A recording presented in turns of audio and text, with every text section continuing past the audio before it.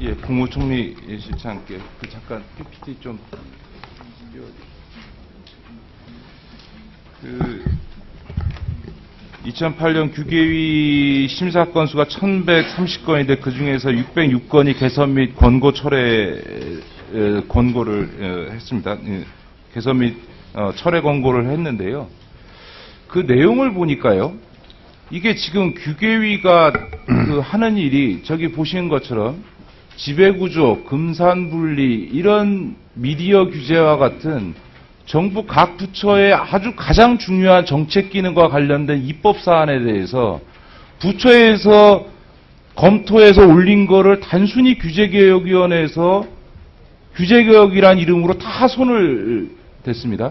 추총재 폐지해야 된다. 지주회사에 대해서 지분율 지분율 완화해줘야 된다. 산업자본의 은행 소유에 대해서 4%에서 9%로 높여야 된다. 일반 지주회사의 금융자회사 보유를 허용해야 된다. 이거는 가장 중요한 금융위, 공정위 등의 가장 중요한 정책에 해당되는 건데 이런 거를 규계위가 나서서 이걸 철회하라 내지는 뭐 어떻게 해라 이렇게 얘기하는 게 이게 적절합니까? 기본적으로 각 부처는 규제를 하고 싶어 합니다. 그런 것을 억제하는 기능을 하는 기본 기능을 가지고 있는 게 규계위입니다. 아니 그런데요. 그리고 중요한 규제일수록 더 규제를 심사를 엄격히 해야 되지 않겠습니까? 아니 그러면 저게 정부 부처 위에 있는 정부 부처죠. 그런데 규계위원을 제가 이명박 정부 출범 이후에 규계위에 민간위원으로 위촉된 분이 65명인데요. 네. 그 명단을 쭉 보니까 다 교수 아니면 기업, 전직 관료 그리고 소수의 변호사입니다. 시민단체 출신이나 소위 기업의 다른 입장을 취하고 있는 사람은 딱 두 분인데 유경희 씨하고 송보경 씨 이분들도 이명박 정부가 출범한 2008년도 상반기 때 다 임기 만료로 이제 끝나기 때문에 이명박 정권 기간 내내 기업의 논리와는 다른 입장을 갖고 있는 분은 시민사회나 이런 쪽은 단 한 명도 없어요. 이게 무슨 규제개혁입니까? 이게 일방적인 기업과 기득권 편들기지. 네. 잠깐 그 다음 자료 한번 넘겨봐 주세요. 아니 그 규제개혁위원회에서 지금 규제개혁한 거 보세요. 외국인 학교의 입학 비율과 관련해서 부처의 교육부의 의견이 저렇게 오니까 오히려 외국인 학교의 내국인 입학 비율을 늘려라. 이유가 교육 수요가 다양하다고 그러고요. 부패방지법의 공공기관 관련해서 사립학교와 학교법인의 부정비리가 많아서 그걸 추가하라고 그랬더니 규계위에서 삭제하라고 그러고요.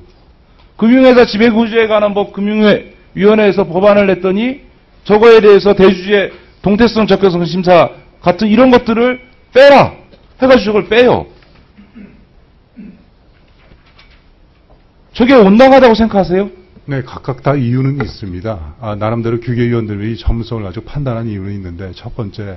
아니, 그러니까 제 얘기는 규계위가 네. 적어도 균형이 맞아야 되는 거지. 저렇게 일방적으로 기득권층과 재벌의 편만 드는 이런 방식으로 규계위를 구성해서 국가의 가장 중요한 정책에 대해서 정부 부처의 책임도 안 지는 사람들이 모여 앉아서 이거 감나라 배나라 하는 게 이게 맞습니까? 기본적으로 공무원의 시각이 아닌 민간 전문가의 시각으로서 규제를 아니 그럼 균형이 맞아야 될 거 아닙니까? 일방적으로 무조건 규제 풀어야 되고 기득권층의 입장에 서 있는 사람들만 앉혀놓고서는 하는 게 옳으냐는 거예요. 글쎄요, 그분들이 기득권층에만 대변을 한다고 하는. 아니 결과를 보세요. 저게 도대체 국민들한테 납득이 됩니까? 외국인 학교를 설립했는데 외국인이 아니고 내국인 보고 50% 이상 들어가도 좋게 해라. 이게 규계위가 할 일이에요? 아니, 기본적으로 외국인 학교의 경우에는 규제, 밑으로 내릴 수 있도록 하는 것은 규제의 증감하도록 해놨는데 증감이 아니라 20%를 증가할 수 있도록만 규계위에서 내가지고 고쳐놨지 않습니까? 예, 당시에 규계위원들이 논의하신 바를 보면 증감을 하면 감자가 들어가면 규제의 완화가 아니지 않느냐 하는 그런. 아니 그러니까 일방적인 편들기죠. 글쎄요. 그러니까 내국인 더 많이 들어가게 해라. 자기 자녀는 더군다나 총리 김항식 총리 조카 부부가 자녀를 지금 불법적으로 외국인 학교에 입학시켰죠. 그렇습니까? 안 그렇습니까? 의원님, 그 문제하고 이 문제는 관계없습니다. 아니, 공직자가 그렇게 할 말이 아니죠. 아니, 이러고도 이게 균형된 규제개혁이라고 얘기할 수 있습니까? 총리님 조카 며느리 건하고 이 문제를 연계시킨다면 그건 자, 그 다음에 또 문제고요. 제가 이거 말고요. 제가 학교폭력 관련돼서 보십시오. 총리실 하는 일을 보세요. 학교폭력이 많으니까 지금 올해 학교폭력 근절 종합대책을 발표했습니다. 저게 1995년도에 발표한 내용하고 한번 비교해 보세요. 폭력 피해 신고센터 설치 똑같습니다. 학교별 책임제 강화, 학교별 시대조사 똑같습니다. 검경 학교 담당제, 학교 전담 경찰관 운영 똑같습니다. 17년 전에 총리실에서 낸 방안을 어느 유능한 사무관이 지금 간부가 돼서 저거 똑같이 냈는지 모르지만 어떻게 똑같아요. 17년 전에 낸 종합대책 방안하고 그냥 판박이에요. 판박이. 아니 공무원들이 서랍에다가 서른 저장해놨다가 문제 터지면 그냥 꽃감 빼먹듯이 빼내가지고 이거 있습니다 라고 내놓고 뒤에 가서 몰라라 이거 아닙니까 지금. 그렇지 않습니다. 아니 기본적으로 뭐 그 내용에 대해서 비교를 다시 해가지고 제가 의원님께 자료는 보내드리겠습니다만은 뭐 기본적인 틀이 같은 부분이 많이 있겠죠. 왜냐하면 발생 원인 자체가 비슷하기 때문에 그렇습니다. 근데 그런 것들이 설령 예.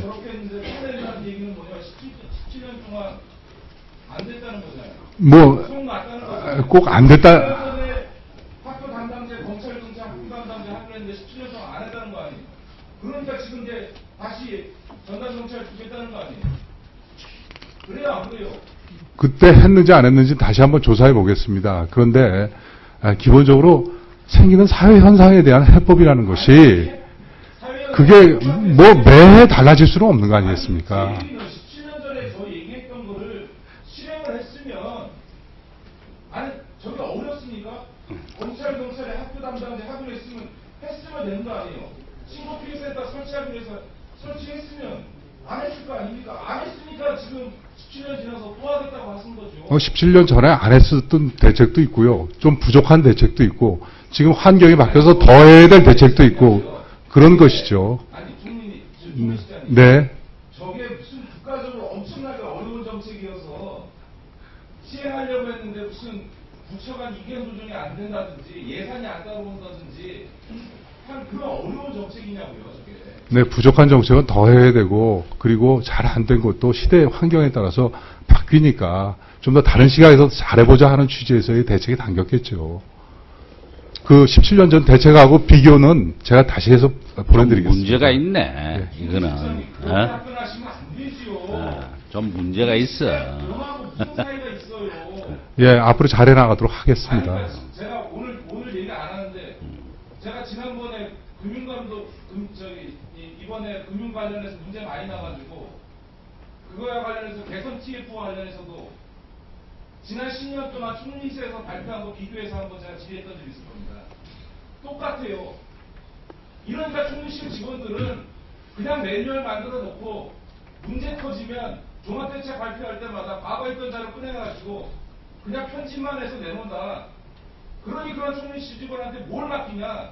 이런 비판이 나오는 겁니다. 누가 공처에서는 그냥 많이 내놓은 자료들 종합하는데 총리실가 이런 비판이 나오는 거예요. 예, 대책이 반복되지 않도록 차질 없이 집행하고 그리고 항상 모니터링 하겠습니다. 이거 새로 하나 좀 내가지고 하나 제출 새로 한번 해봐요. 네, 예? 알겠습니다. 이거 뭐 너무 똑같아 봐도. 예? 뭐 다른 점도 많이 있습니다. 거의 똑같아요. 있는 거 상관없어. 어떻게 똑같은 거를 어려운 것도 아닌 거를 15년 전, 17년 전 자, 됐습니다. 예. 그 다음은 우리 김기준 의원님 질의해 주시기 바랍니다.